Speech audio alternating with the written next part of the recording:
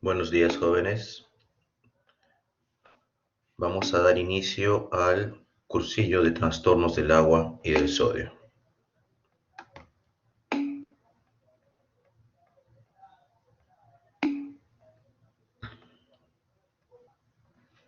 Una consulta, ¿quién es el delegado?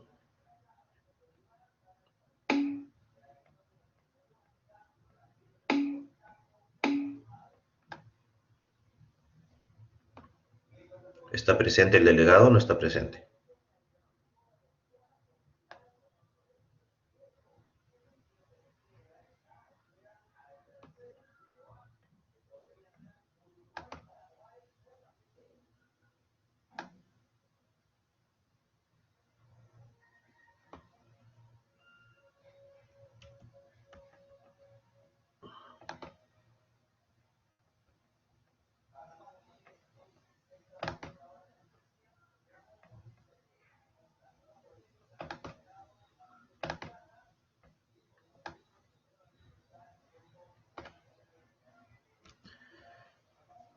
Bien, empezaremos entonces el conversatorio.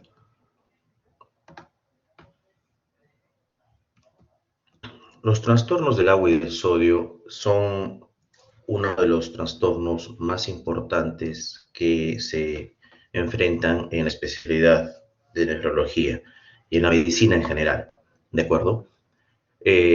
Son usualmente un desafío, tanto diagnóstico como terapéutico, porque su comprensión no es muy sencilla. Usualmente hay dificultad para comprender cómo se desarrollan y cómo se resuelven estos trastornos. Entonces, en la práctica de hoy día, en el cursillo, vamos a intentar darles las bases para que ustedes puedan, de alguna u otra manera, poder desarrollar su actividad médica y poder enfrentar adecuadamente estos trastornos.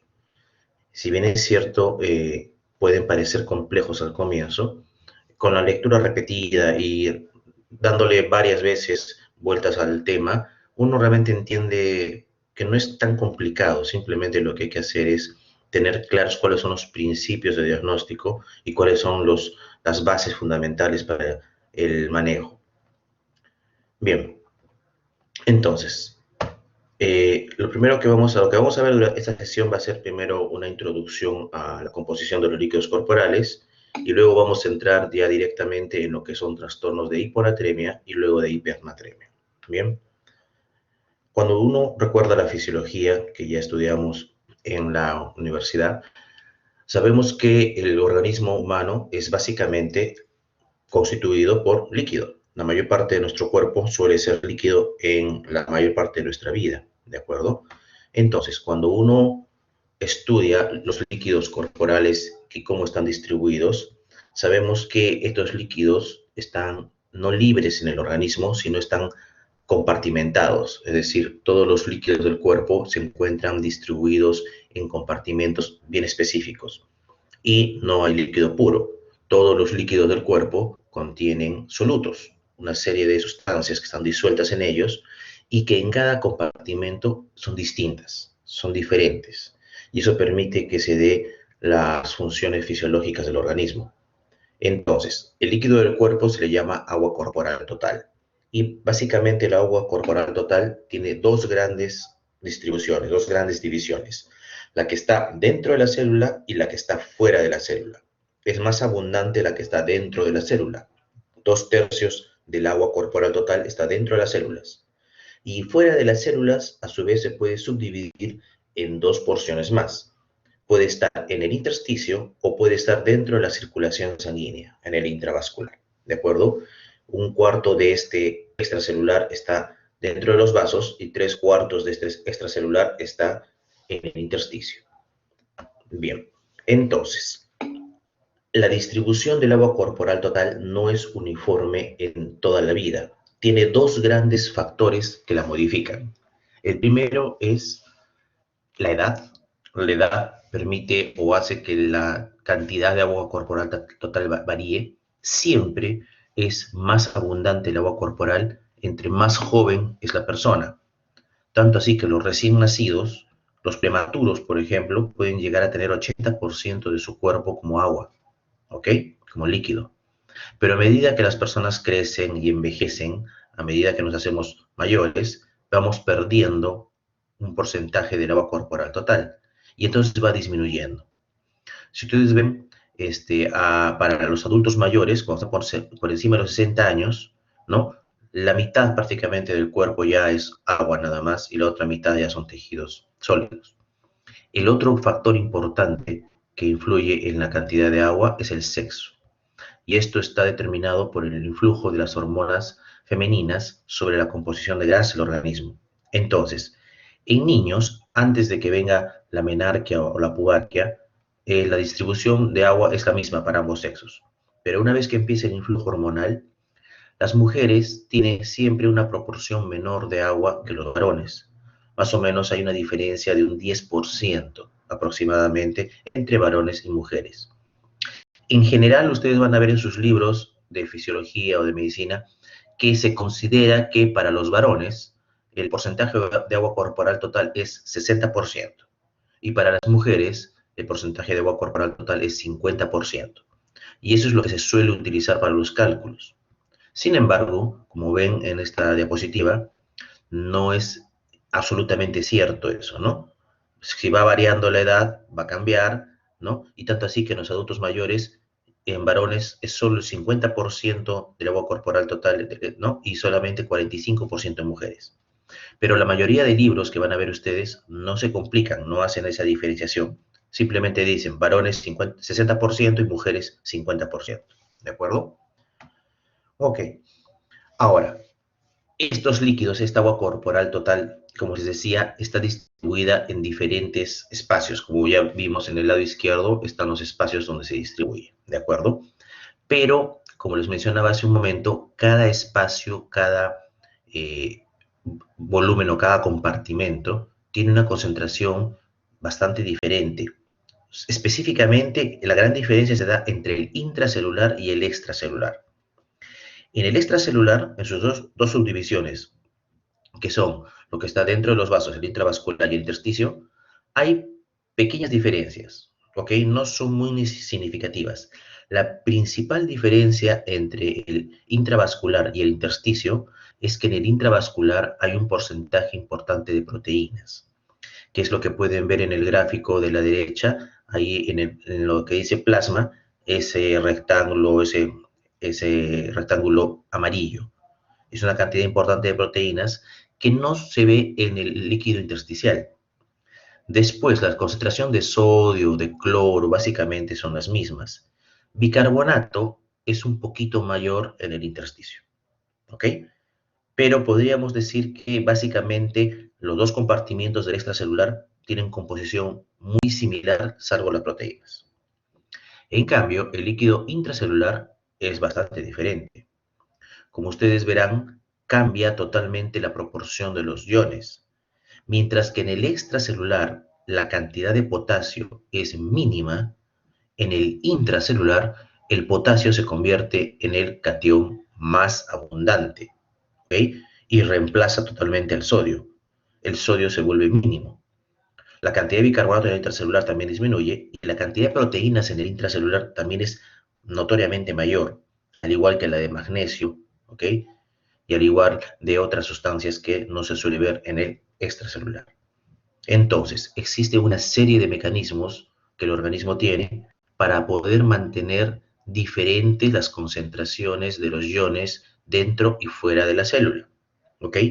Y como se darán cuenta, la mayor diferencia y la mayor energía se gasta en mantener el sodio alto fuera de la célula y el potasio alto dentro de la célula. O viceversa, el potasio bajito fuera de la célula y el sodio bajito dentro de la célula. Entonces, ¿cómo se mantiene todo esto? Esto se mantiene mediante una serie de mecanismos. Y lo importante es que hay que entender que el sodio no solamente nos interesa por su concentración en el intra o extracelular, sino que el sodio, por ser un ion que es osmóticamente activo, se encarga de dar la mayor cantidad de lo que llamamos la osmolaridad plasmática, la tonicidad de los líquidos. Entonces, el movimiento de sodio para un lado u otro lado cambiaría, además de su concentración, la osmolaridad plasmática. Por lo tanto, es importante mantener la concentración de sodio en el extracelular en un rango muy limitado, muy estrecho, muy pequeñito, ¿de acuerdo? Este rango de normalidad del sodio en el extracelular va entre 135 y 140 milimol por litro, ¿de acuerdo? Y esto permite que la osmolaridad se mantenga entre 280 y 290 miliosmoles por kilogramo de agua. Entonces, en promedio, el sodio plasmático es 140 y la osmolaridad plasmática es más o menos 285. Bien, ¿cómo se mantiene entonces esta tonicidad, esta concentración de sodio en el extracelular? Básicamente la cumple el riñón. Y el riñón lo que se encarga no es manejar solamente sodio, que sería lo lógico. El riñón lo que más maneja para mantener esta concentración de sodio es el agua. Es decir, eliminar y conservar agua permite que se mantenga la concentración de sodio, además de ahorrar o eliminar sodio. El agua es importante porque el agua es mucho más abundante y su manejo puede variar rápidamente las concentraciones de sodio. ¿Ok? Entonces, este equilibrio permite que nos mantengamos vivos. Cuando por alguna razón este equilibrio se rompe, se dan los trastornos del agua y el sodio. Algunos autores dicen que no existen realmente los trastornos de sodio, sino que básicamente los trastornos son trastornos del agua, solo que históricamente ha sido muy difícil valorar la cantidad de agua en el cuerpo. Es mucho más fácil valorar la cantidad de sodio. Entonces, por eso es que estos trastornos los evaluamos midiendo la cantidad de sodio. Pero no se olviden, todo trastorno de sodio tiene siempre implícito un trastorno de agua, ¿ya? Y es por eso que el manejo no solamente se dirige a corregir sodio, también tenemos que ver si es que requiere corrección de agua. Es importante tener eso presente siempre. Bien, este equilibrio que les decía, que permite que estemos vivos, se va a mantener entonces básicamente por los riñones, pero también hay otros órganos que ayudan y colaboran en el mantenimiento y el equilibrio. Uno de ellos importante es la respiración, o sea, los pulmones, porque a través de los pulmones se libera una gran cantidad de agua en forma de vapor de agua. Y también en menor cuantía tenemos la piel, ¿no? A través de la sudoración y el tracto digestivo a través de la eliminación de agua en las heces. Bien, pero de lejos ahí el principal controlador es la nefrona, es decir, los riñones. Bien, ahora, es importante este concepto de osmolaridad y no de concentración por el siguiente concepto. Vean, si uno ve la cantidad de cationes y de aniones que tienen los líquidos en el cuerpo, para mantenernos eléctricamente neutros, porque los seres humanos no somos buenos conductores de la electricidad, ¿no? Se nos considera eléctricamente malos conductores. Entonces, los malos conductores tienen un equilibrio entre cargas negativas y positivas. Entonces, cuando uno ve concentraciones de los electrolitos perdón, los positivos y los negativos deberían tener concentraciones similares. Pero cuando uno ve las concentraciones en miligramos por decilitro, vemos que hay solamente unos 350 miligramos por decilitro de cationes versus unas 7.500 más o menos miligramos por decilitro de aniones. Estaríamos totalmente desequilibrados. Pero no es así, porque en realidad lo que se tiene que ver es cuál es la capacidad eléctrica, es decir, la capacidad de donar o no donar un electrón. Es decir, es una mejor forma de evaluar estas concentraciones, valorándolos no en miligramos por decilitro, sino en miliequivalente por litro. ¿Ok? Y entonces es por eso que utilizamos estas unidades para valorar el sodio. ¿Ok? Miliequivalente por litro, que en el caso de sodio es igual a milimol por litro. Y si vemos la cantidad de medicamentos por litro de cationes y de aniones, da exactamente la misma. 150 en el plasma y 152 en el líquido intersticial. ¿Ok?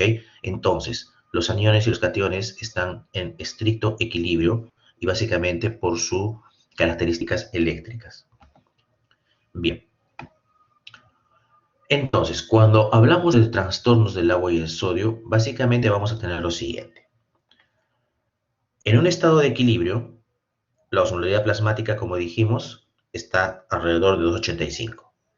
Si por alguna razón disminuye la osmolaridad plasmática y podríamos inferir que siendo el sodio el principal componente, sería disminuye la cantidad de sodio en el plasma, entonces se activan una serie de mecanismos de defensa, como por ejemplo se suprime la sed y se empieza a liberar hormona antidiurética.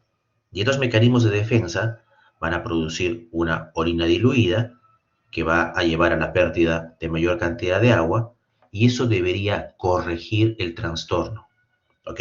Y no debería haber patología.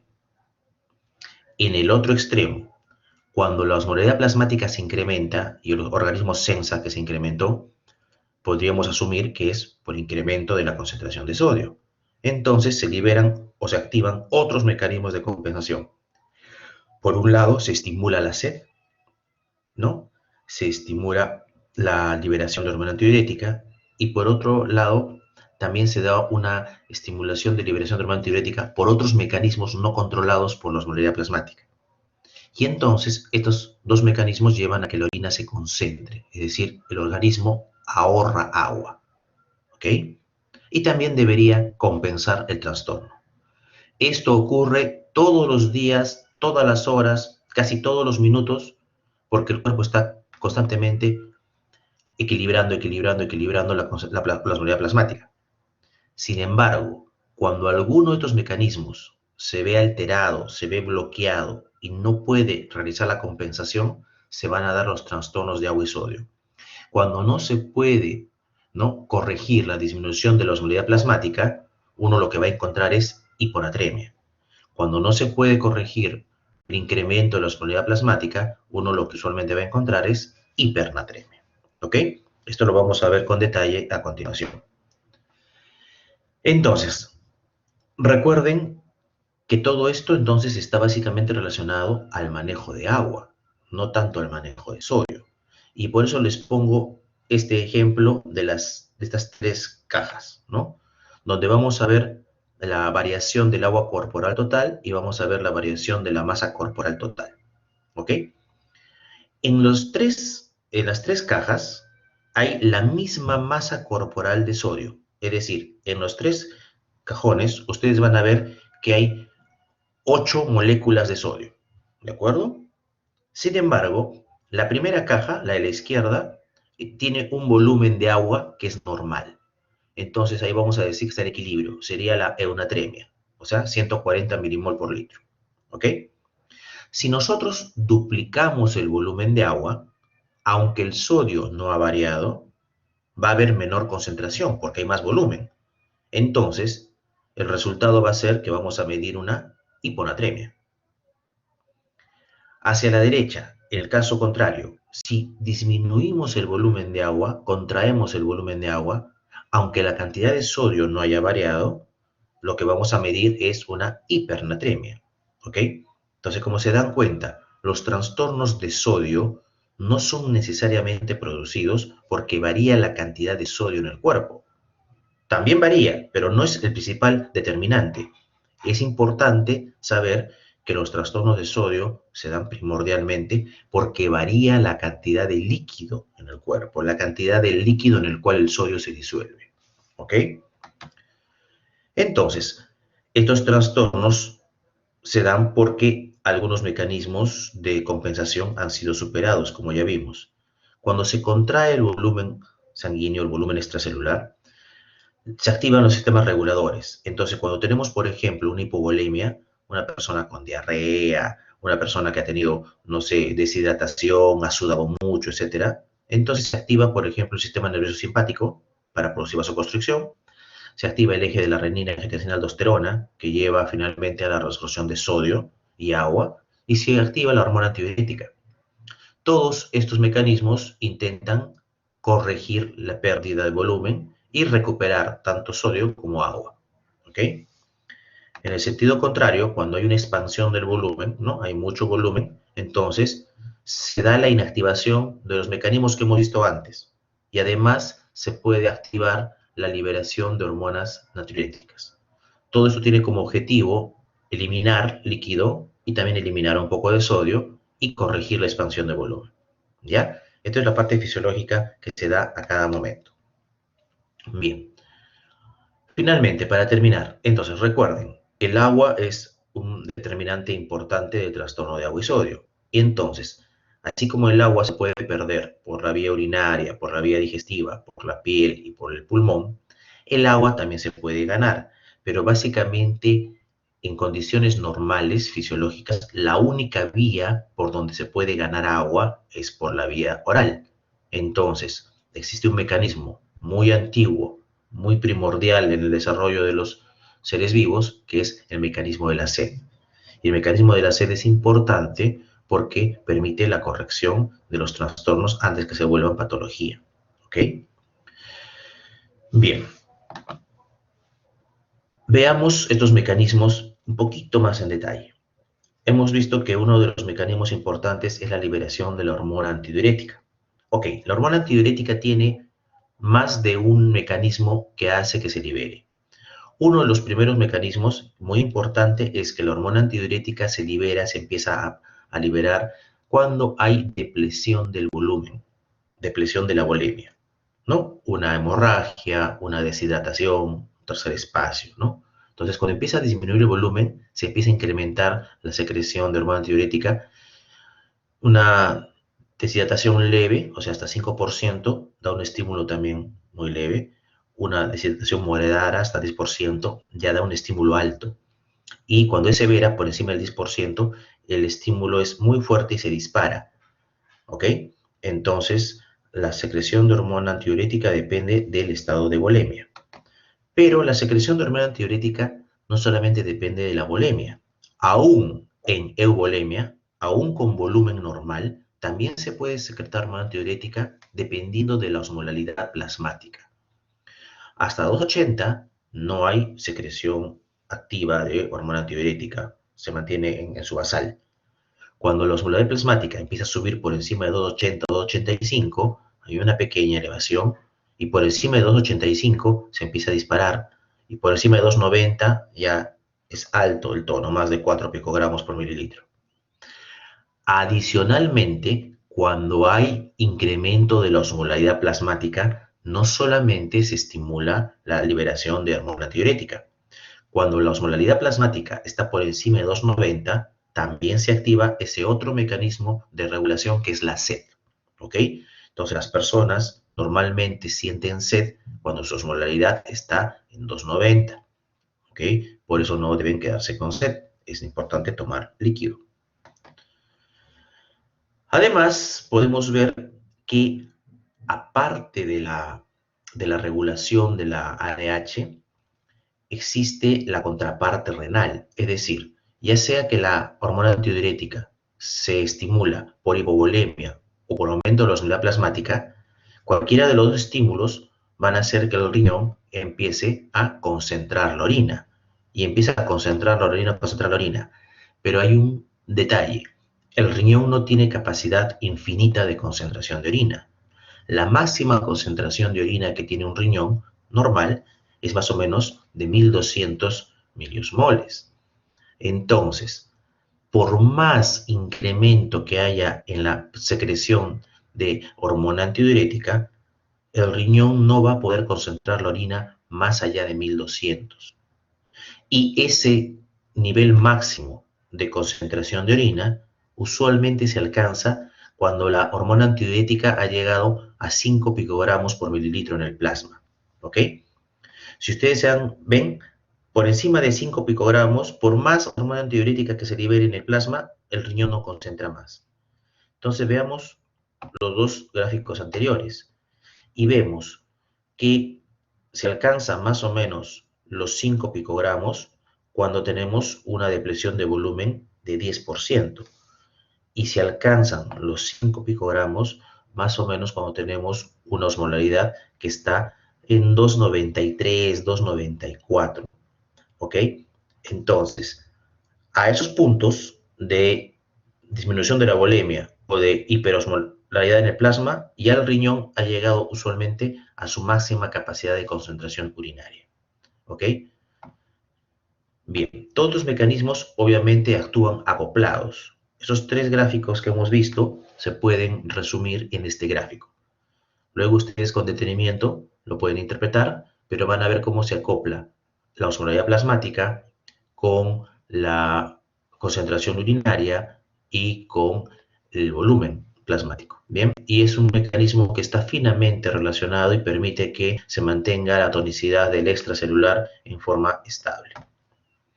Bien, entonces, hemos hablado mucho de osmolaridad y aunque lo ideal sería que cuando uno maneja a un paciente tenga la medición de la osmolaridad directamente, eso en la práctica diaria es muy poco probable.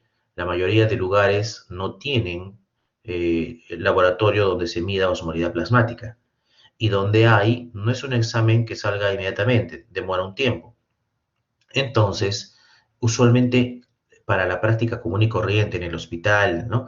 Necesitamos saber la osmolaridad y no la podemos medir, entonces la estimamos. Existe una fórmula muy conocida que es la fórmula para calcular la osmolaridad plasmática.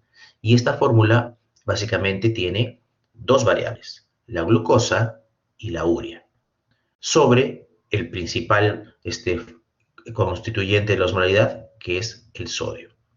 Existe una fórmula abreviada donde solamente se toma el sodio y se obvia la glucosa y la urea. Pero si se tienen las tres variables es mejor hacer el cálculo con la fórmula completa. Entonces, ¿cómo se calcula la osmolaridad plasmática? Siempre es el doble del sodio, ¿ok? Más la glucosa más la urea. O si están trabajando en algún lugar del mundo donde no se use urea y se use BUN, con el BUN. Esa es la fórmula, 2 sodios más glucosa sobre urea. Lo que pasa es que recuerden que el sodio está en milimol por litro, la glucosa viene en miligramos por decilitro y la urea viene en miligramos por decilitro. Entonces no se pueden sumar siendo unidades distintas. Para convertir la glucosa a milimol por litro hay que dividirla entre 18. Y para convertir la urea en milimol por litro hay que dividirla entre 6. ¿Ya? Entonces, en nuestro medio, aquí en Perú y en la mayoría de países latinoamericanos, la fórmula sería 2 sodios más la glucosa entre 18 más la urea entre 6. ¿Ok? Si por A o B tienen boom sería entre 2.8. ¿Bien? Pero si tienen laboratorio, como por ejemplo en neoplásicas, como se computan extranjeros, tienen su laboratorio en unidades internacionales. Entonces ahí les llega la glucosa en milimol por litro y la urea en milimol por litro. Ahí no tendrían que dividirla. Sería 2 sodios más glucosa más urea. ¿Ok? Esto es útil para poder hacer los cálculos en el momento diario al lado del paciente y permite básicamente estimar en forma rápida y con bastante certeza cuál es la osmolaridad del plasma. Bien, después de esa introducción fisiológica, ya podemos entrar en el tema específico de lo que es la hiponatremia.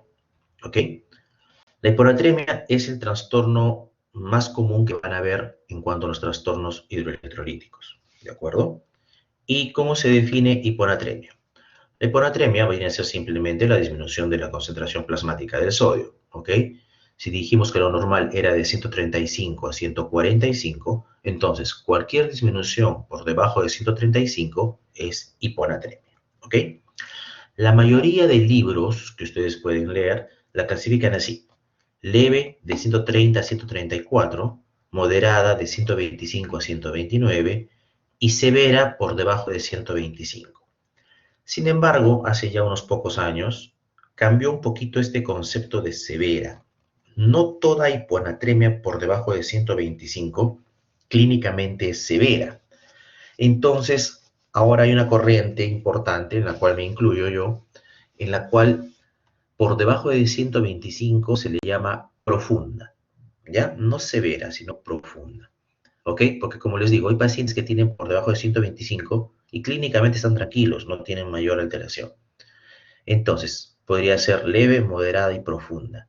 Y el término severo se reserva a aquel paciente que tiene un trastorno de sodio y clínicamente tiene un cuadro clínico, como su nombre lo dice, severo, ¿ok? Está mal, está descompensado, está sintomático. Vamos a ver eso un poco después, ¿ya? Entonces, hiponatremia tiene 3 estadios o 3 gradaciones de severidad. Como les decía, es el trastorno más frecuente que ustedes van a ver en el hospital. Bien, en forma ambulatoria no es muy frecuente. El paciente que viene por consulta externa usualmente no tiene un trastorno de sodio tipo hiponatremia, pero en el hospitalizado sí. Y cuando un paciente ambulatorio viene y le encuentran hiponatremia, usualmente estamos hablando de un trastorno crónico. Es decir, el paciente ha tenido hiponatremia y es porque tiene una enfermedad de fondo que la permite. ¿Ok? Entonces, la mayoría de pacientes ambulatorios con hiponatremia son pacientes con trastornos crónicos. Bien. En cambio, en los hospitalizados es un trastorno frecuente, ¿ya? Que llega a presentarse, según los estudios, más o menos en un 20 a un 25% de los pacientes hospitalizados, ¿de acuerdo? ¿Ok? Ese es un estudio que se hizo acá en Perú, donde tenían esa cantidad, ¿no? El 23,5% de pacientes internados estaban hospitalizados. De los pacientes hospitalizados que tienen hiponatremia, es más frecuente verlo en ancianos, ¿ok? Bien. Pero usualmente estas hiponatremias no son el motivo por el cual el paciente se hospitaliza, no, sino son pacientes que vienen por otro problema y en su evaluación y estudio uno encuentra hiponatremia. Por lo tanto, la mayoría de estos pacientes suelen tener hiponatremias que son leves, ¿de acuerdo? No son trastornos severos.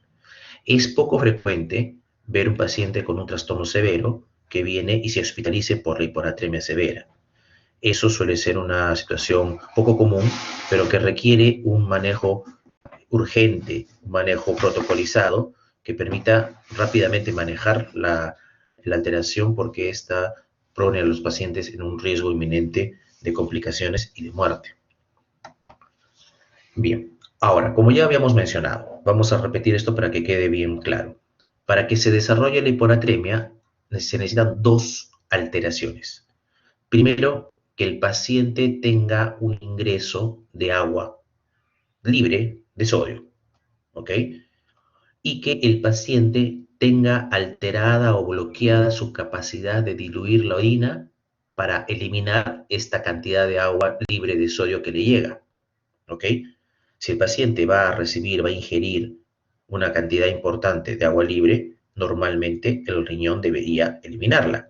Pero si el riñón tiene bloqueada su capacidad para producir una antidiurética y eliminar esta agua libre, se da el trastorno de hiponatremia. ¿Ok? Entonces, una vez más, veamos el gráfico. Tenemos una osmolaridad plasmática normal que de pronto disminuye, ¿no? Disminuye porque hubo un mayor aumento de agua libre. Entonces, debería suprimirse la sed y debería suprimirse la hormona antidiurética para que se empiece a orinar mayor cantidad de agua y se dé una orina diluida. Si se altera este mecanismo de dilución de la orina, entonces se va a producir hiponatremia. Bien, ¿qué pasa cuando se produce hiponatremia?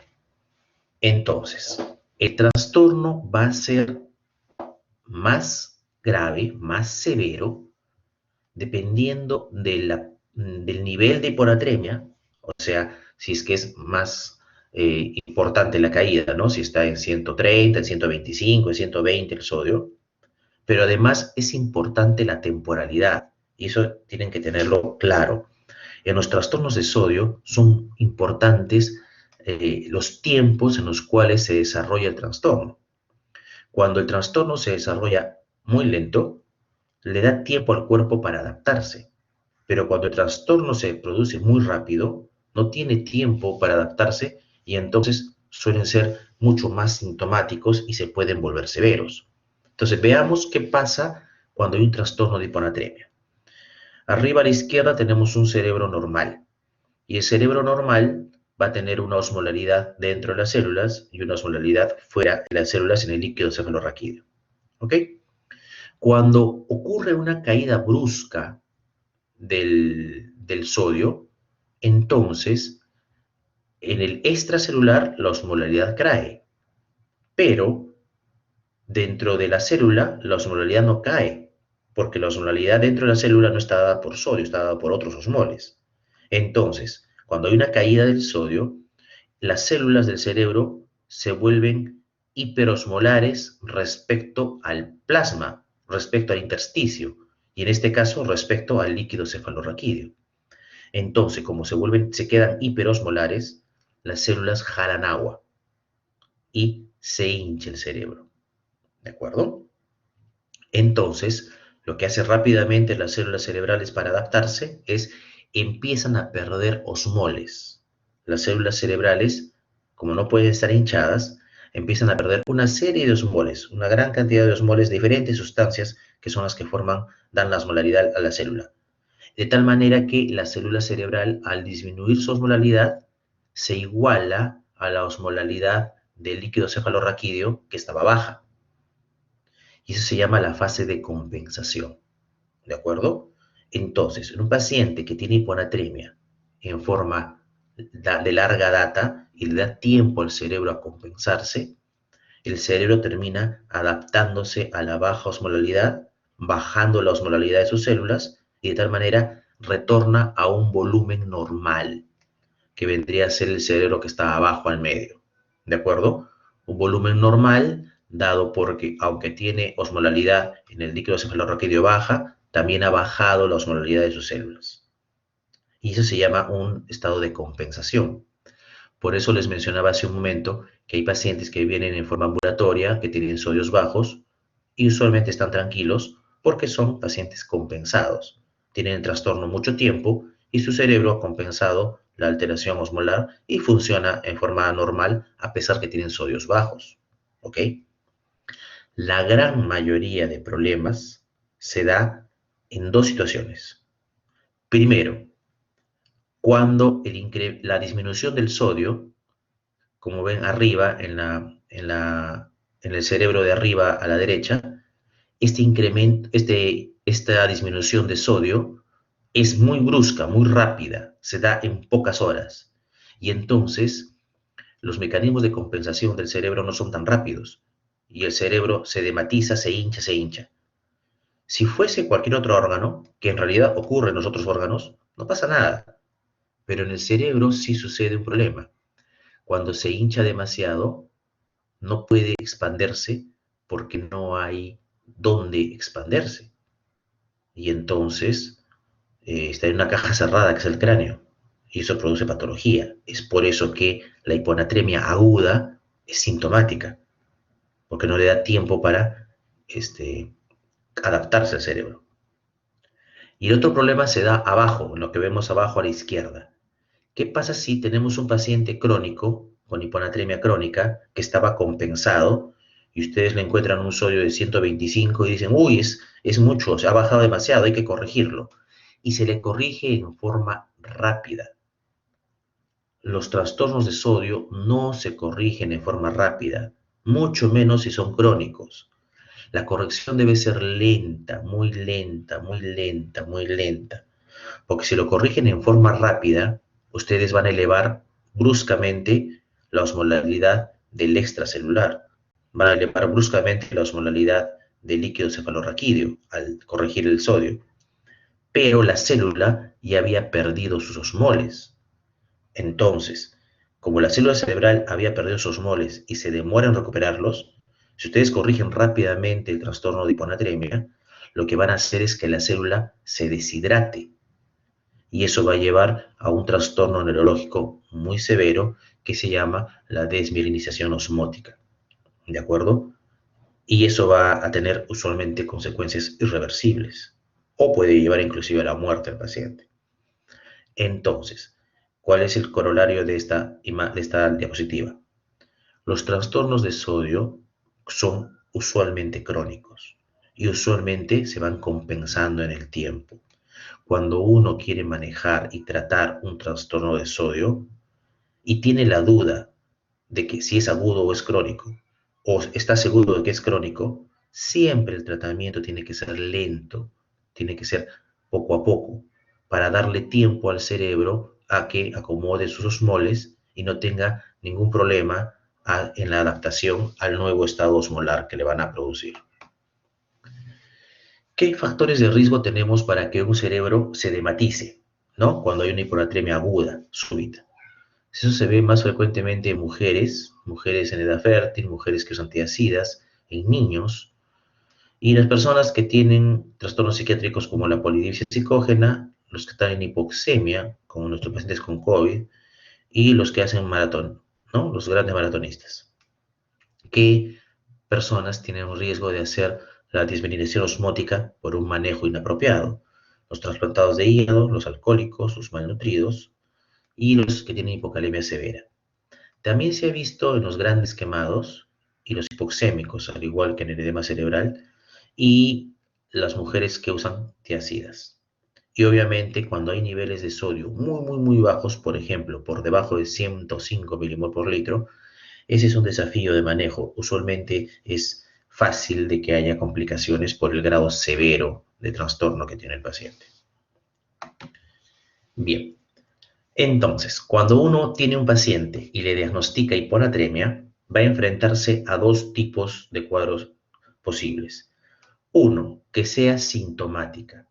Y usualmente la gran mayoría de pacientes que tienen hiponatremia sintomática son los pacientes con trastorno agudo. ¿Cuándo se dice que un trastorno de sodio es agudo? Cuando tiene menos de 48 horas de duración. Se dice que es crónico cuando tiene más de 48 horas de duración. ¿Ok? Entonces, la mayoría de pacientes sintomáticos son agudos, aunque también existen pacientes sintomáticos que son crónicos. Y en ese caso, son aquellos crónicos que tienen niveles muy bajos de sodio, eso que habíamos denominado la hiponatremia profunda, ¿no? Por debajo de 125, ¿ok? Un paciente crónico con hiponatremia leve o moderada no es sintomático, no debe ser sintomático, ¿ok? En cambio, los agudos pueden ser sintomáticos con valores moderados, no necesariamente profundos. La otra posibilidad es que el paciente tenga hiponatremia asintomática. Y si tiene una hiponatremia asintomática, esto es usualmente o casi siempre crónico. ¿Ok? Paciente que tiene niveles bajos de sodio y no tiene molestias, debe ser crónico. ¿Ok? Es una forma rápida de enfoque clínico. Porque muchas veces tenemos dificultad para definir si es aguda o crónica. Y es lo común. Lo común es que no sepamos que es aguda o crónica, porque para estar seguros de que es aguda o crónica tendríamos que tener un valor de sodio previo o tener un cuadro clínico muy característico que me diga que ha empezado el problema un día o día y medio antes de evaluarlo, ¿no? Ok. ¿Qué síntomas y signos produce la hiponatremia? Es bien difícil atribuirle a un paciente que sus síntomas y signos son exclusivamente por hiponatremia. Bien complicado, porque los síntomas y signos son inespecíficos. No existe un cuadro clínico característico de hiponatremia, ni tampoco de hipernatremia. ¿Ok? Entonces, los síntomas y signos son bien vagos, bien poco precisos, y se puede confundir. Entonces, como les digo, es difícil decir que el paciente tiene síntomas y signos propios y solamente la hiponatremia. Más aún porque la mayoría de pacientes son adultos mayores y tienen otras patologías que confunden con los síntomas. ¿Ok? Entonces, ¿qué se describe? Se describe que cuando son trastornos leves, lo que hay son apatía, a veces un dolor, poco de dolor de cabeza, un poco de letargia, cosa que es muy inespecífico. Cuando es moderada, usualmente el paciente empieza un poquito a ponerse irritable, se puede confundir un poco, se desorienta. Y cuando es una hiponatremia severa, ¿no? Un trastorno severo, usualmente lo que pasa es que el paciente altera su sensorio, ¿no? Empieza a deprimir su sensorio, va decayendo, puede llegar al coma, ¿ok? Y puede tener una serie de trastornos por este edema cerebral que se produce. Recuerden que el edema cerebral, ¿no? Cuando es agudo, hace que el cerebro aumente, se dé hipertensión no craneana y se puede comprimir la base del tronco encefálico. Entonces puede haber parálisis vulvar, puede haber respiración de Chien-Stokes, ¿no? Se puede ver alteraciones del control de la temperatura, hipotermia, puede haber hipotensión, convulsiones, y si el paciente no es manejado apropiadamente, puede terminar en paro cardiorrespiratorio y o muerte. Bien. El gastrointestinal, el paciente puede tener algo de hiporexia, algo de náusea, muy inespecífico, y a nivel musculoesquelético a veces refieren tener algo de calambres, puede haber disminución de la fuerza muscular, hiporreflexia. Bien, entonces como se dan cuenta, por cuadro clínico no es fácil. En todo caso, cuando hay un trastorno de sensorio, una alteración del sensorio, Dentro de la evaluación de alteración de sensorio, hay una serie de parámetros para evaluar. Uno de ellos es un trastorno hidroelectrolítico, un trastorno de sodio. ¿Ok? Bien. Para hacer el diagnóstico de hiponatremia, usualmente uno tiene un valor de sodio y sale por debajo de lo normal. Entonces, antes de afirmar que es hiponatremia, debemos estar seguros de que no es una pseudohiponatremia. ¿Cuándo se da la pseudohiponatremia? Cuando el nivel de sodio está falsamente disminuido porque hay otra sustancia en la sangre, en el plasma, que ocupa un porcentaje de volumen y por eso parece que el sodio estuviera disminuido. Eso se ve en las hipertrigliceridemias marcadas, importantes, con triglicéridos inclusive por encima de 1000, y en las disproteinemias, cuando hay un incremento de las proteínas plasmáticas, ¿no? Una de las patologías que solemos ver en el hospital son, por ejemplo, los mielomas múltiples, ¿no? ¿Ok? Entonces, descartando que no haya una hipertrigliceridemia importante o una disproteinemia, si no hay nada de eso, mi paciente no tiene nada de eso, yo asumo que el sodio está realmente disminuido, ¿ok? Pero hay que hacer otra corrección más. El sodio también puede aparecer disminuido cuando hay hiperglicemia, ¿ya? Lo que pasa es que cuando hay hiperglicemia, la glucosa alta funciona como osmol en el extracelular y entonces jala líquido del intracelular, deshidrata un poco la célula y aumenta el volumen de líquido en el plasma y eso diluye un poco el sodio. Entonces existe una corrección del sodio para la glucosa. Cuando la glucosa está elevada por encima de 100, por cada 100 por encima de 100, es decir, al llegar a 200, hay que corregir el sodio plasmático 1,6. ¿Qué significa? Si yo tengo un sodio y está en 130, si mi glucosa es 100 miligramos por decilitro, mi sodio es 130. Ok, no hay ninguna corrección que hacer. Pero si yo tengo un sodio en 130 y mi glucosa está en 200, entonces tengo que corregir. Y eso va a ser 1,6. Es decir, mi sodio real, mi sodio corregido, no es 130, es 131,6. ¿Ok? Si mi glucosa estuviese 300, mi sodio no va a ser 131,6, ¿no? Sino va a ser 133,2. ¿Ya?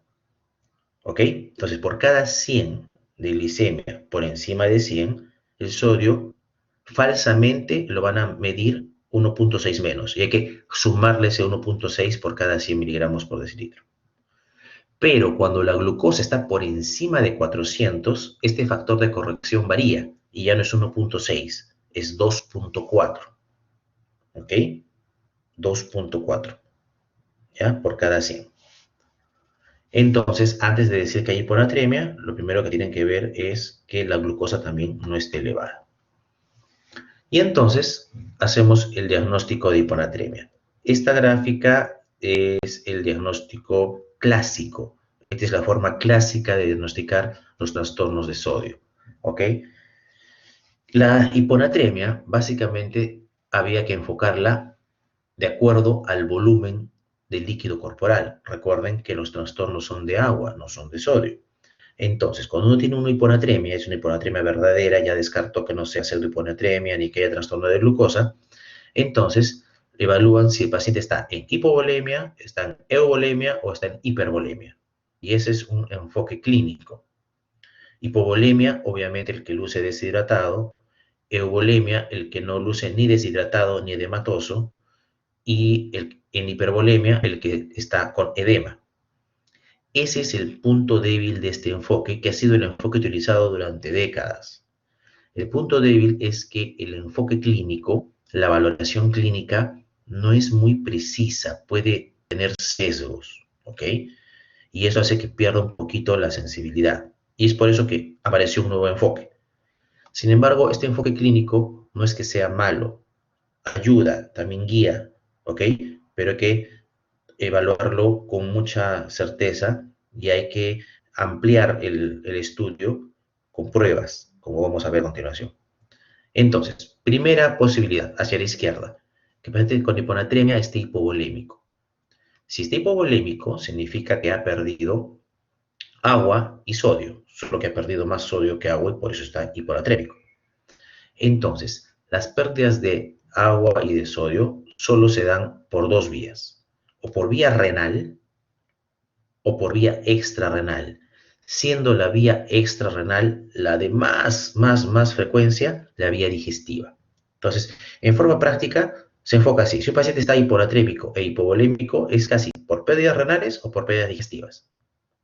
Sin embargo, también en las pérdidas extrarrenales, no solamente puede haber digestivas, podría ser pérdidas dérmicas y un tercer espacio, ¿ok? Pero básicamente, como les digo, son pérdidas digestivas, usualmente diarreas, ¿no? Fístulas, ese tipo de pérdidas. Y por vía renal o por vía urinaria, de lejos la causa más común y más frecuente es el uso de diuréticos. Paciente que está bajo tratamiento diurético o que se automedica diuréticos y tiene grandes pérdidas de volumen y de sodio por vía urinaria. ¿Ok? Ya con mucha menor frecuencia tenemos todo lo que son los hipoaldosteronismos, ¿ok? ¿No? La enfermedad de Addison. Y ya más raro, la nefropatía pierde sal. También podría haber pérdidas urinarias no por diuréticos medicados, sino por diuresis osmótica. La diuresis osmótica se da cuando un paciente pierde en la orina una sustancia que es un osmol y jala agua.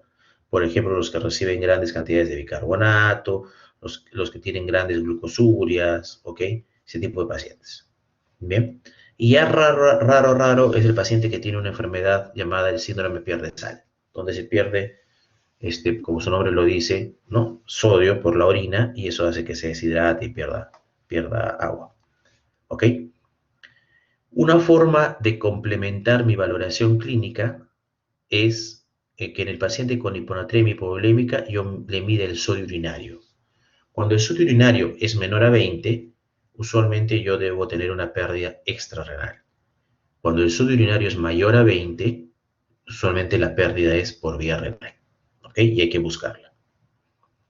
Segunda posibilidad, mi paciente tiene hiponatremia y está euvolémico. Significa que yo lo examino y no lo encuentro ni deshidratado ni edematoso. En la vida real no está euvolémico, pero se le considera para términos de la clasificación como si fuese euvolémico. En este caso, usualmente va a haber una pérdida urinaria de sodio mayor a 20 y de lejos la primera causa de hiponatremia euvolémica es el síndrome de secreción inapropiada o de antidiuresis inapropiada, ¿ok? Lo que antes se llamaba SIHAT y ahora se llama SIAT, que es una producción excesiva, no controlada, de hormona antidiurética, ¿ok? Sin embargo, también puede deberse a insuficiencia suprarrenal con déficit de glucocorticoides, estamos hablando de hipocortisolismo, ¿ok? Estamos hablando de severos casos de estrés agudo, también el uso de algunas drogas, principalmente drogas que tienen que ver con manejo a nivel del sistema nervioso central, ¿ok? Y en algunos casos más raros, trastornos psiquiátricos en los cuales la persona ingiere grandes cantidades de agua sin sal y eso produce trastornos en el nivel de sodio corporal, ¿no? También en los libros van a encontrar el hipotiroidismo, pero aunque es una causa bastante referida en los libros, es muy rara y tiene que darse en casos de hipotiroidismo muy severo, donde obviamente el cuadro clínico va a ser principalmente el de hipotiroidismo y no el de trastorno de sodio. Finalmente, tenemos el tercer grupo, hacia la derecha, que serían las hiponatremias hipervolémicas. En este caso, el paciente gana agua y sodio, pero ha ganado mucha más agua, por eso está hiponatrémico. Y entonces existen dos posibilidades. Una, cuando el riñón todavía tiene una tasa de filtración glomerular adecuada, y eso se ve entonces la hipervolemia, ¿no? El edema, ¿en qué condiciones? En el paciente con falla cardíaca, la insuficiencia cardíaca congestiva, ¿no? La falla cardíaca congestiva es un caso típico. Los pacientes con falla hepática, ¿no? Los que tienen cirrosis hepática, por ejemplo, todos edematosos y tienen hiponatremia. Y también en el síndrome nefrótico se puede ver esto. La otra posibilidad para que uno tenga hiponatremia e hipervolemia es que haya alteración de la función renal. Estamos hablando de la lesión renal aguda o de la enfermedad renal crónica. ¿Bien? Ok. Como les decía, el SIHAT, vamos a terminar de hablar del SIHAT aquí, es la causa más común de hiponatremia euvolémica y es probablemente una de las causas más comunes de hiponatremia que van a ver ustedes en el paciente hospitalizado, ¿ok? Por eso merece unas palabras aparte. El SIAD es, como les mencioné hace un momento, una producción inapropiada de hormona antidiurética. Es decir, la hormona antidiurética se produce, pero no en forma regulada. Es decir, no se produce porque hay hipovolemia y tampoco se produce porque hay aumento de la osmolaridad plasmática, sino se produce sin control. ¿Ok?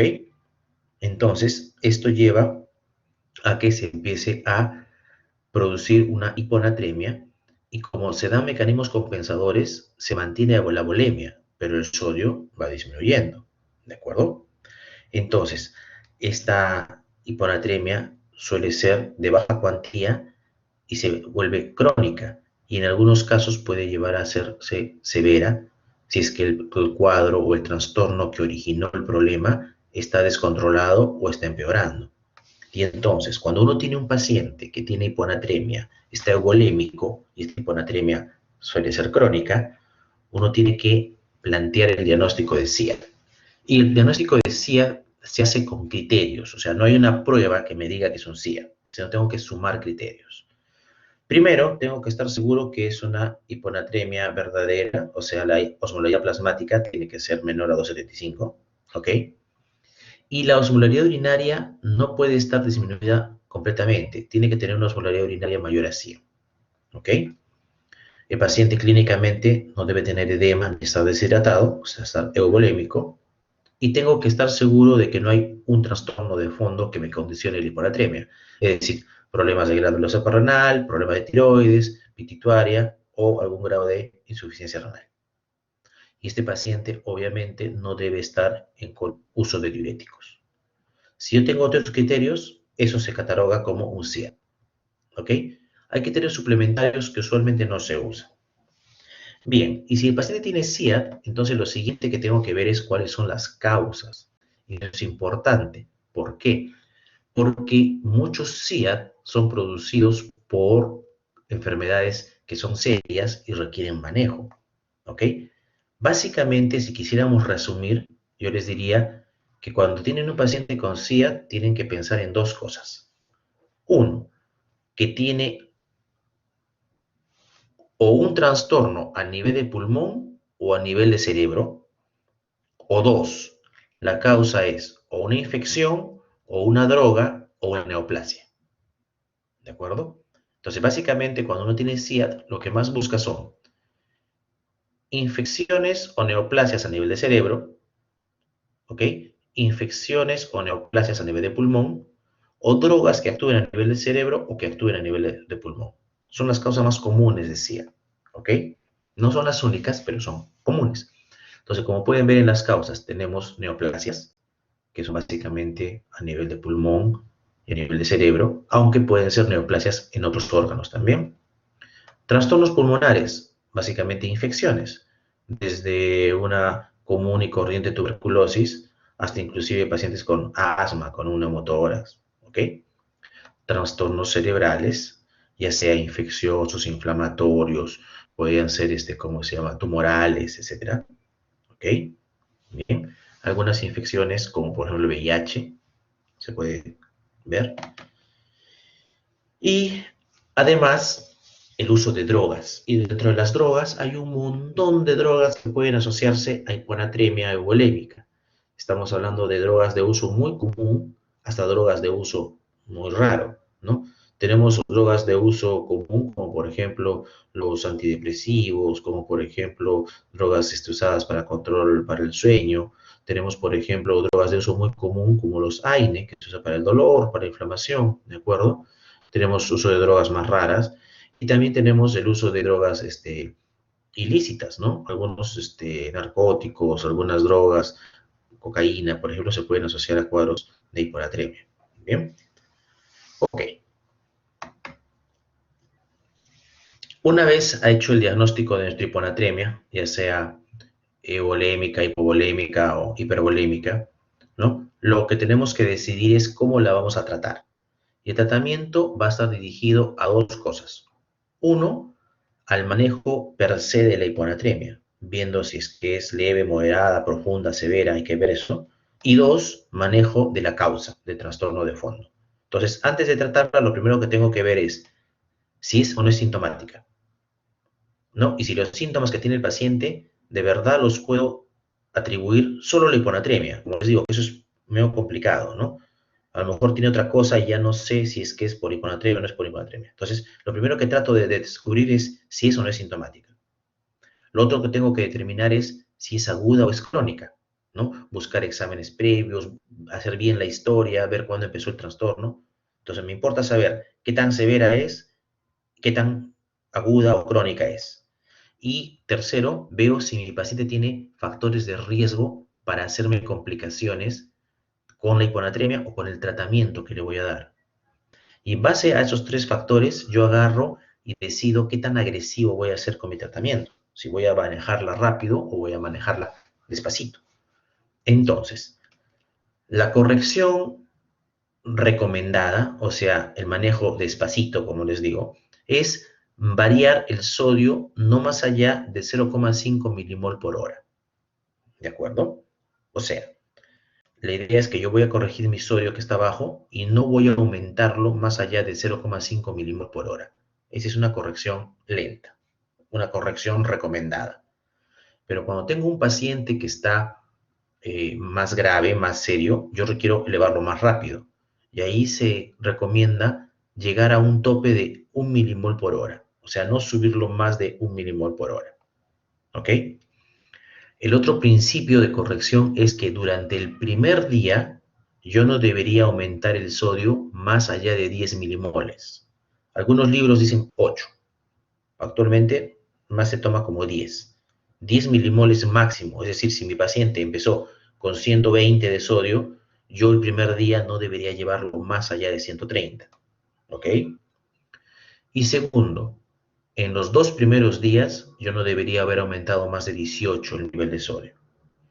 Esos son los límites recomendados de seguridad para evitar las complicaciones de la desmielinización osmótica que ya les comenté. Obviamente mi manejo no puede ser usual, o sea, el típico manejo del paciente hospitalizado que uno va, le pasa la visita en la mañana y correcto, no lo ve hasta el día siguiente. No es así. Los pacientes con trastorno de sodio requieren seguimiento más cercano. Entonces hay que hacerle varios controles, ¿de acuerdo?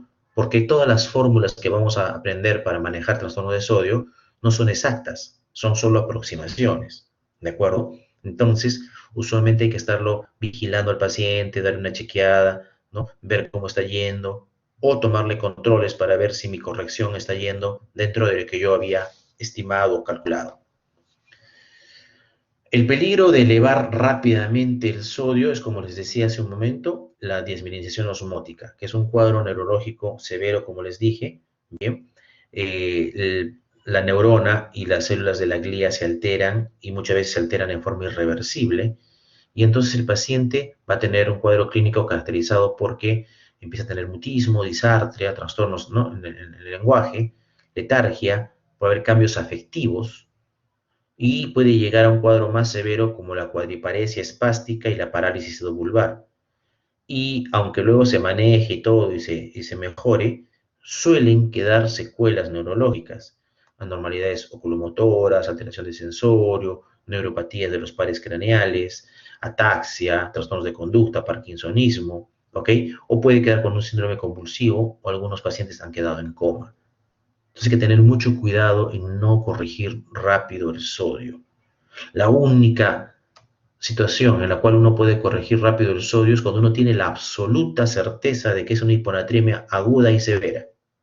Yo tengo un nivel de sodio de ayer certero en un valor y hoy día tengo un valor totalmente distinto, certero, y hay cuadro clínico. Es la única justificación para un tratamiento agudo. Después, en realidad, deberían irse por la vía segura. ¿Ok? Este algoritmo es el resumen de la Guía Europea de Manejo de Trastornos del Sodio, que ustedes lo van a poder revisar después con tranquilidad. Pero básicamente dice lo siguiente, ¿no? Que cuando yo tengo un paciente que es sintomático y es severo, ¿ok? Lo primero que hago es el manejo de hiponatremia aguda, que como les digo, es la única situación en la que se justifica el manejo agudo. Y ahí lo que le hacen es darle un bolo de solución hipertónica al 3%, más o menos 2 mililitros por kilo.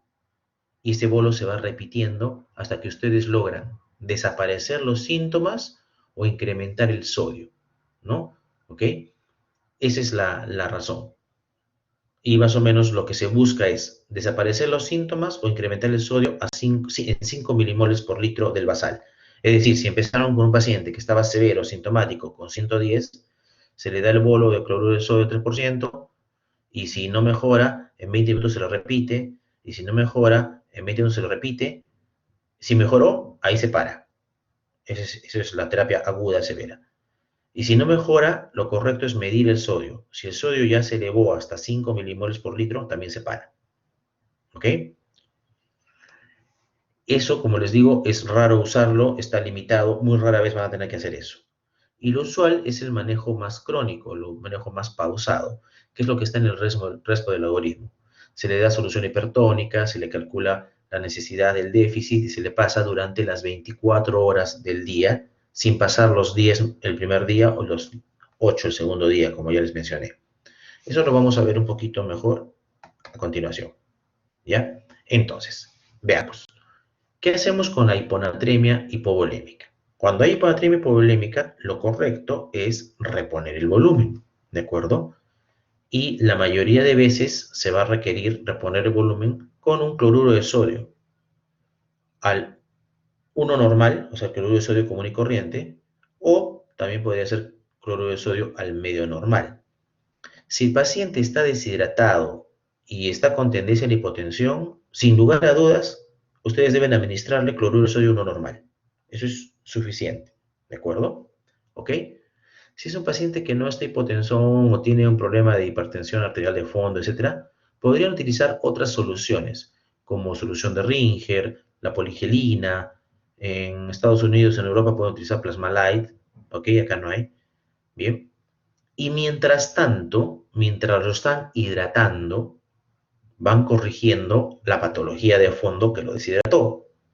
Si tuvo una diarrea infecciosa, obviamente le dan un antibiótico, le dan tratamiento para su diarrea. Si lo que tuvo fue el uso de diuréticos, le suspenden el uso de diuréticos, etc. O sea, algo tiene que haberlo llevado a la deshidratación. Si estuvo febril, estuvo en diaforesis, estuvo, ¿no? Entonces hay que quitarle la fiebre, ¿no? Etcétera. ¿Ya? Entonces uno va manejando la causa de la deshidratación. Entonces lo hidrata de acuerdo a su grado de deshidratación. Y una vez que está hidratado, lo correcto es volver a medir el sodio, porque con seguridad la hiponatremia que tenía va a mejorar después de haberlo hidratado. Todos los pacientes con hiponatremia hipovolémica, si ustedes los hidratan con una solución salina, va a mejorar su hiponatremia, ¿ok? No hay forma que empeore, siempre va a mejorar. Entonces lo hidratan y le vuelven a medir sodio. Y entonces vamos a tener el siguiente caso, ¿no? El paciente que ya sea el que estuvo deshidratado o un paciente que viene hidratado, viene euvolémico. Entonces, lo que se hace en el paciente euvolémico es el cálculo de el déficit de sodio, o sea, lo que se tiene que reponer de sodio. Y existe dos formas de hacer el cálculo. La fórmula clásica tradicional decía que la cantidad de sodio a administrar era el déficit de sodio por el volumen de distribución. El déficit de sodio era el sodio deseado menos el medido. El volumen de distribución era 60% en varones y 50% en mujeres. Esta fórmula, que no es mala, en la actualidad ha sido desplazada y de lejos ahora es más utilizada la fórmula de Adrogueima-Díaz, que es la que tienen ahí. La primera de las dos de abajo, ¿ya? Donde lo que se mide es la cantidad de sodio que va a variar con 1 litro de la solución que quieren infundir. ¿Ok? O sea, acá no me calcula el déficit de sodio, sino me calcula cuánto va a variar mi sodio cuando yo le administre 1 litro de esa solución que le quiero administrar a mi paciente. Y entonces, este cambio en el sodio plasmático se calcula con el sodio de la solución que quiero infundir menos el sodio del paciente, todo eso dividido entre el agua corporal total más 1. Y eso me va a dar un valor, un resultado. El resultado puede ser 1, 2, 3, algo así. Y significa que cuando yo le administre 1 litro de esa solución, el sodio va a aumentar 1, 2 o 3, que es lo que he calculado por cada litro que le administre. ¿Ok? Bien. En las prácticas que se van a realizar, se va a hacer ejercicio sobre esto para que terminen de entenderlo. ¿Ok? Pero estas son las bases académicas para poder hacer el cálculo. Bien, ahora, las soluciones que se van a utilizar van a ser soluciones hipertónicas. Existe en la literatura, ustedes van a leer en los libros, que van a encontrar solución al 3%, al 5%, ¿no? La de 3%, que es la más utilizada, tiene 500 milimol por litro de sodio. Recuerden que el cloruro de sodio normal, el cloruro de sodio, el suero fisiológico, tiene 154 milimol por litro. ¿Ya? La del 3% tiene 513. ¿Cuál es el problema? El problema es que en nuestro país no existe cloruro de sodio al 3%. ¿Ok? Entonces, los peruanos, que somos muy inventivos para eso, hemos desarrollado diferentes formas de preparar solución salina hipertónica cercana al 3%. ¿Ok? Entonces, el cloruro de sodio hipertónico que preparamos acá se hace en forma artesanal de esas dos maneras. La forma más sencilla es la primera, la de arriba. A un cloruro de sodio normal, que es al 0,9%, al litro se le elimina 100 mililitros. Quedan 900 mililitros. Y esos 100 mililitros son reemplazados por 5 ampollas y media de cloruro de sodio al 20%, que son unas ampollas que vienen de 20 mililitros. ¿Ok? Y eso nos va a dar una solución al 2,97% que nos da 508 milimoles por litro. ¿Ok? Esa es la forma más sencilla. Ahí abajo tienen otra forma, pero es un poquito más complicada. Es más sencillo eso. A un cloruro de sodio normal, a 0,9%, le sacan 100 y le ponen 5 ampollas y media al 20%. Y tienen una solución hipertónica muy similar al 3%, que no tiene 513, sino tiene 508 milimol de sodio en ese litro. ¿Ok? Bien. Una vez que se ha manejado el cuadro importante, el cuadro profundo, severo, ¿no? O el cuadro agudo, el paciente va a requerir usualmente un manejo a largo plazo. Teniendo en cuenta que la mayoría de hiponatremias euvolémicas son CIAD, el manejo va a ser justamente del problema de fondo. Si usaba una droga que actúa sobre el nivel central, habrá que quitarla, cambiarla. Si tenía una infección, una neumonía, un problema pulmonar o un problema cerebral, hay que tratar la infección y eso va a mejorar. Si tiene un cáncer, una neoplasia, entonces ahí viene el problema. El cáncer o neoplasia hay que tratarlo y eso va a demorar más tiempo. Entonces, siempre uno tiene que ponerse en el lugar de que cuando hay una hiponatremia volémica, el paciente de alguna u otra manera va a requerir terapia a largo plazo. Entonces, mientras vamos diagnosticando y tratando la causa, lo que se hace es restringir agua libre. O sea, el paciente hiponatrémico euvolémico no debe consumir agua pura, lo tiene prohibido. No debe consumir té, no debe consumir anisito, no. Tiene que tomar siempre líquidos que tengan sodio, ¿no? En el comercio hay un montón de soluciones, tienen Electrolyte, tienen todas ¿no? Las soluciones que toman los pacientes, los corredores, ¿no? Espore, Gatorade, etcétera. Todas tienen una cantidad de sodio, ¿ok? O le preparan sales de hidratación oral, ¿ya? Eso puede tomar el paciente. Además, cuando no se logra mejorar el sodio solo con restricción de agua libre, uno le puede dar al paciente diuréticos, una dosis de diurético, ¿no? Una dosis baja usualmente, furosemida, por ejemplo. Eso va a ayudar a que el sodio se normalice. Si tenemos un paciente que no responde a la restricción de agua y al uso de un diurético, ya se podría empezar a utilizar drogas que son mucho menos comunes y también son menos efectivas. Por ejemplo, de meclociclina es difícil de conseguir, no es muy sencillo, es complicado. O antagonistas de los receptores de la vasopresina, como los bactanes, que en nuestro país no hay, y que es discutible su uso. Por ejemplo, los americanos dicen que sí, que debe utilizarse. En su guía lo ponen como un medicamento de uso. En cambio, los europeos dicen que no, no están de acuerdo con el uso de Bactales. Felizmente, la gran mayoría de pacientes van a mejorar con restricción de agua libre y con un diurético a dosis baja, mientras ustedes tratan la causa de fondo.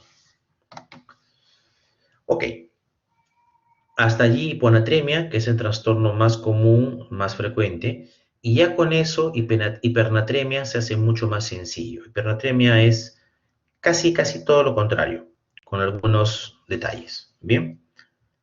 Hipernatremia, obviamente, es el incremento de la concentración de sodio por encima de su valor normal, que es hasta 145, y la mayoría de libros la clasifican como leve hasta 150, moderada hasta 155 y severa más de 155. Aunque hay algunos libros que dicen que es severa cuando está por encima de 160. No hay mucho consenso en cuándo es severa y cuándo no es severa. ¿Ok? Bien. Es mucho menos frecuente que la hiponatremia. Mientras que la hiponatremia era 23,5% en un estudio que se hizo acá, la hipernatremia no llegaba ni al 3%. ¿Ok? Entonces, cuando se ve en un paciente ambulatorio, es raro, pero cuando se ve es un paciente que está usualmente mal, no es un paciente que esté bien. Suelen ser adultos mayores con enfermedades crónicas que están bastante deteriorados. Y dentro del hospital también se ven pacientes así, bastante comprometidos, pero desafortunadamente en el hospital también se ve mucho por iatrogenia, por inadecuado manejo de los colegas de las soluciones de los pacientes. ¿Ok? Bien, ahora, rara vez se complica, bien, pero hay un tema muy particular. A veces la hipernatremia per se no le causaba mucho trastorno al paciente, no era una cosa muy importante, y el paciente termina complicándose cuando la hipernatremia es corregida en forma inapropiada. O sea, muchas veces el manejo de la hipernatremia le termina produciendo más daño al paciente que la hipernatremia misma. Y es porque no se sabe o no tenían claro cómo manejar la hipernatremia.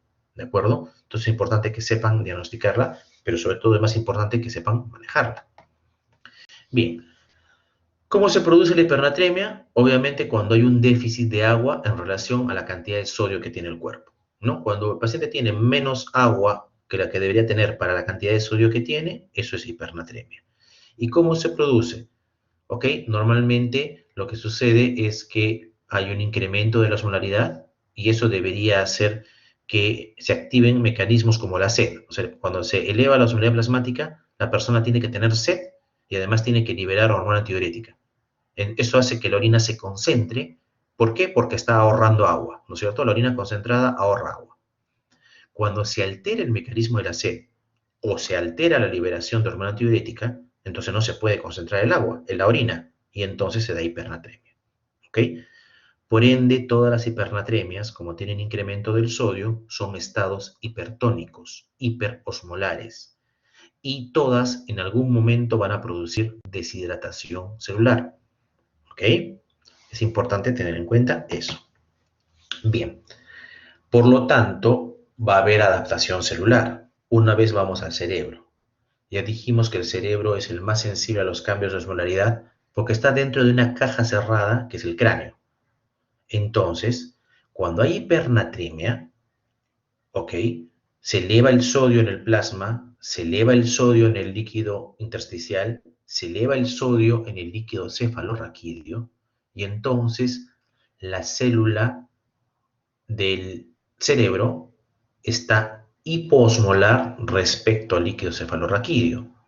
Entonces se va a deshidratar, va a ceder agua, ¿no? Se va a chupar la célula del cerebro porque el líquido cefalorraquídeo es hipertónico, jala agua, ¿bien? Entonces hay contracción cerebral.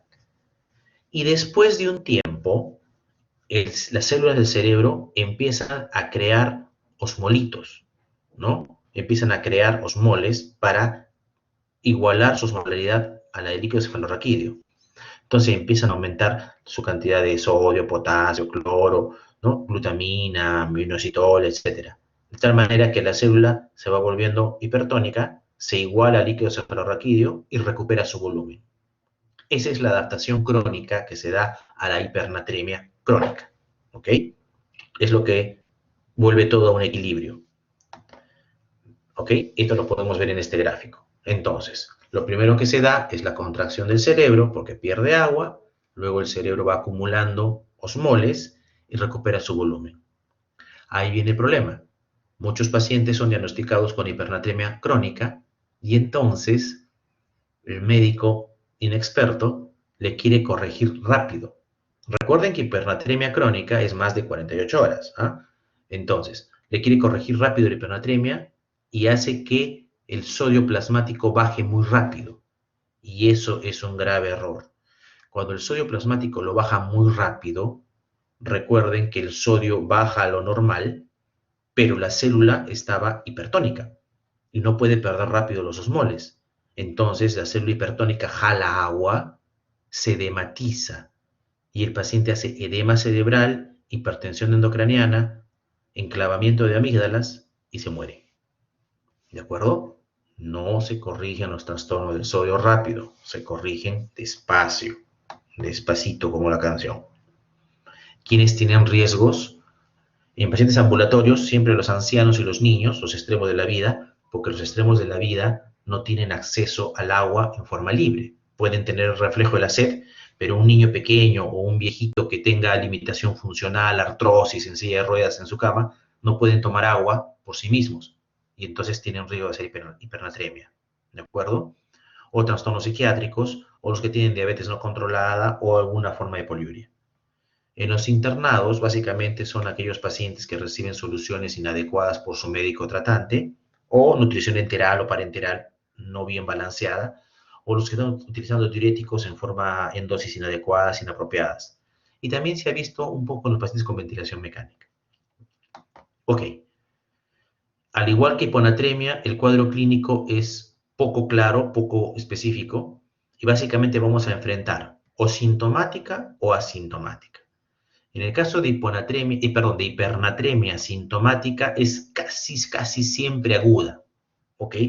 Y si es crónica, tiene que ser severa, ¿ya? Severa, ¿ok? Y si es hipernatremia asintomática, es casi seguro de que es crónica, ¿no? ¿Ok? Bien.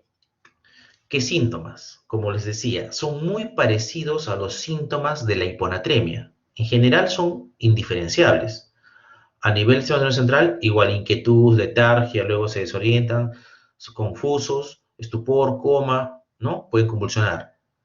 Algo diferente es que los hipernatrémicos pueden tener fiebre y muchas veces como se contrae el cerebro al comienzo, puede haber ruptura de vasos y puede tener hemorragia cerebral, DCB hemorrágico.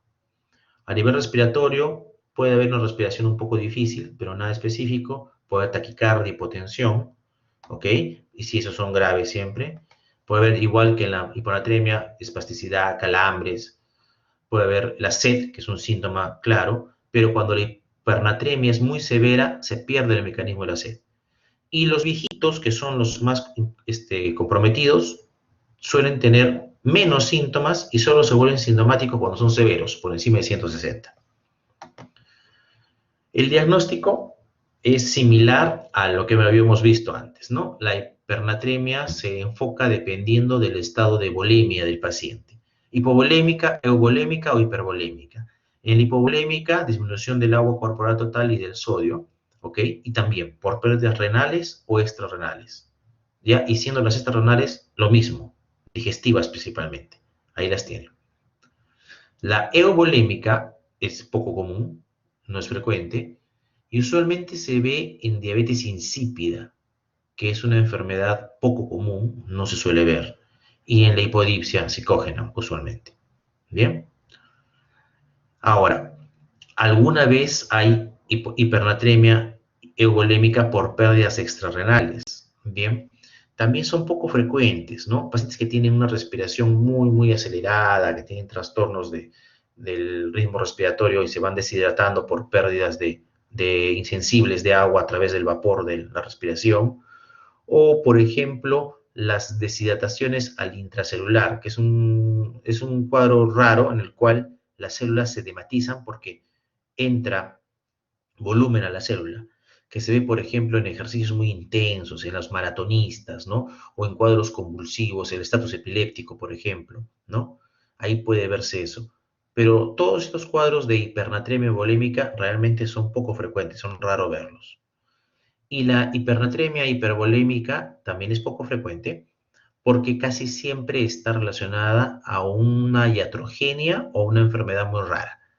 Iatrogenia es lo más común de estas porque el paciente recibe grandes cantidades de sodio en sus soluciones o en su nutrición enteral o parenteral, ¿de acuerdo? Pero también podría verse, por ejemplo, en el hiperaldosteronismo primario, en el Cushing, que son trastornos de por sí no muy frecuentes. ¿Bien? Ok. ¿Qué se hace? Cuando hay hipernatremia hipovolémica, se hidrata. Siempre los hipovolémicos hidraten. Pero aquí hay que hidratarlos con solución salina al medio normal. O sea, con cloruro de sodio, no al 0,9, sino al 0,45. ¿Ok? Solución salina medio normal. La única justificación para hidratar a un hipernatrémico es que esté además con inestabilidad hemodinámica, medio chocado. Si está medio chocado, denle cloruro de sodio normal, al 0,9%, ¿ok? No va a empeorar la hipernatremia, no se preocupen, no se asusten. Nunca la hidratación empeora ni la hiponatremia ni la hipernatremia. Hidrátenlo nomás, ¿ya? Pero si está hemodinámicamente bien estable, lo hidratan con solución salina al medio normal. Mientras van buscando la causa y la van tratando. Una vez hidratado, convierten al hipernatrémico hipovolémico en hipernatrémico euvolémico. Y para el manejo de la hipernatremia euvolémica hacemos lo mismo. O hacemos el cálculo del déficit de agua, acá ya no se hace el cálculo de déficit de sodio, sino el déficit de agua, que es la fórmula tradicional, la que está allí, o utilizamos la fórmula que es la más usualmente usada en la actualidad, que es otra vez Adroguima Díaz, que es la misma fórmula que les mencioné hace un rato, ¿ya? Que recuerden, no me calcula el déficit de agua, me calcula cuánto va a variar el sodio con la solución que le voy a dar al paciente, ¿ok? Hago el cálculo y lo aplico. Y el aporte de líquido va a ser una solución hipotónica. Entonces yo escojo por dónde le voy a dar la solución hipotónica. Si ustedes tienen posibilidad de utilizar la vía oral, siempre usen la vía oral. Es más segura, es más fácil. Siempre es la preferida. Pero muchos pacientes no tienen la vía oral posible. Entonces, en ese caso van a utilizar la vía endovenosa. ¿Ok? Y recuerden, la tasa de corrección ideal a los asintomáticos o a los crónicos es 0,5 milimol por litro. Los que están sintomáticos o son severos, 1 milimol por litro por hora, ¿no? No más de eso. Bien, no más de 10 el primer día, ¿ok? Y completan en 48 horas. O sea, los mismos principios de manejo que la hiponatremia, ¿ya? Valen también para la hipernatremia. Cuando es hipernatremia hipervolémica, obviamente buscan la causa de aporte de sodio y agua, o sea, la iatrogenia, y se la corrigen. Y además, como está edematoso, usualmente hay que darle diuréticos, y el diurético va a permitir que se corrija la hipervolemia y la hipernatremia. Rara vez, muy rara vez, el paciente va a requerir hemodiálisis para poder corregir el trastorno de sodio. Bien, la hipernatremia tiene un pronóstico bien estudiado. Es rara, es poco frecuente, pero se ha estudiado el pronóstico, que es más consistente que la hiponatremia. En la hiponatremia el pronóstico depende mucho de la enfermedad de fondo, ¿no? Obviamente se darán cuenta que es distinto una hiponatremia por una diarrea que una hiponatremia porque tienen un cáncer de pulmón. Entonces no hay un pronóstico muy característico. Pero en hipernatremia sí hay un pronóstico un poco más consistente y depende de la severidad y de la velocidad con que se produjo, ¿de acuerdo? Y lo que se ha visto es que la hipernatremia obviamente es un factor de riesgo que se asocia a mayor mortalidad, ¿bien? Una mortalidad que llega al 75% en los pacientes con hipernatremia severa por encima de 160 en forma aguda. En cambio, en la hipernatremia crónica, que es manejada de forma adecuada y una forma más protocolizada, la mortalidad también es mayor, pero solamente es un 10%, ¿no? Comparado con el 75% de la aguda severa. ¿Ok? Muy bien, jóvenes. Esto es en resumen el enfoque de los trastornos del agua y del sodio. Como les digo, esto tiene que ir necesariamente de la mano con prácticas. O sea, tienen que hacer ejercicios con casos para poder hacer, redondear esta base teórica y poder entender cómo se aplica y cómo se maneja los trastornos de sodio con las soluciones que utilizamos y con los cálculos, con las fórmulas que utilizamos. ¿De acuerdo? Eso van a hacerlo en las sesiones de práctica de trastornos de sodio. Si hay alguna pregunta, háganla ahora y si no, pueden ir a almorzar.